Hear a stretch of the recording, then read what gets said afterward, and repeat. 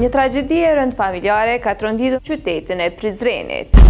Një burr ka sulmuar me thik 2 vajzat e tij të mitura duke shkaktuar vdekje. Një tragjedi e rënd familjare ka tronditur mëngjesin e sotëm qytetin e Prizrenit. Një ngjarje e dhimbshme që ka lënë të gjithë të shtangur. Sot, rreth orës 6 të mëngjesit, në rrugën Shot Galica në Prizren, një burr ka sulmuar me thik 2 vajzat e tij të mitura duke shkaktuar vdekjen e menjëhershme të vajzës 15 vjeçare dhe plagosin e rënd të vajzës tjetër 11 vjeçare. I dyshuari, Mehmet Görenç, shtetas turk me qëndrim të përkohshëm në Kosovë, është arrestuar menjëherë nga policia në vendin e ngjarjes. Ekipi i emergjencës, që ishte thirrur për të ndihmuar një të lënduar, është përballur me pamje tronditëse dhe me një burr që mbante ende thikën në dorë. Ndihma mjekësore nuk ka mundur të jepet derisa ka ndërhyrë policia.